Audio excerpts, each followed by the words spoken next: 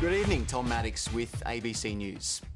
The federal government has publicly apologised to residents of a Northern Territory indigenous community for prolonged delays in delivering promised new housing. Residents of the remote community of Yarralin, 750 kilometres south of Darwin, describe their living conditions as appalling. Unlike many communities which have benefited from a 10-year federal government house building program, Yarralin has been overlooked for 20 years. Health Centre receptionist Irene Williams lives in one of Yarralin's overcrowded tin shed houses. There's no inside toilet or sink and the roof leaks. I feel so ashamed of showing you inside, like this is how we have to live.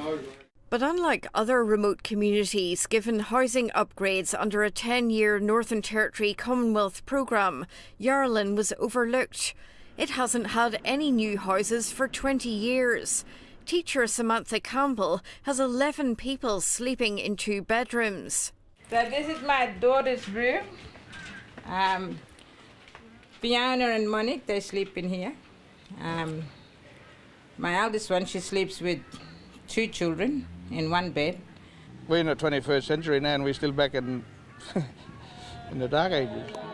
Traditional owners' hopes were raised at the handback of their land 2 years ago. The Federal Indigenous Affairs Minister promised the community 37 new and upgraded houses. The commitment stalled while he pushed for a 99-year lease that would allow private businesses to be established on their land. When they promised us, I thought it was going to happen quick. Government representatives felt Yarralin's anger over the delays when they returned yesterday to renew the housing promise. We feel like we've been insulted and no one here is bothered to apologise to the community. It prompted an unreserved response. I am willing to apologise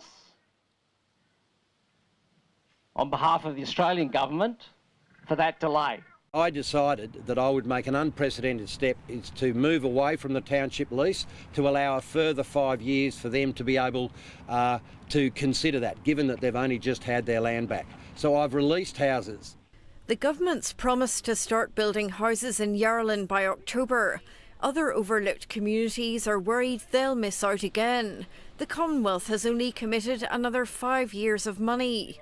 5 years is welcome, but there needs to be a generational approach to this, to overcoming the disadvantage that Aboriginal people are finding themselves in. Although people here have received both apologies and promises that after years of waiting their living conditions will be improved, their frustration and scepticism won't dissipate until they see action on the ground.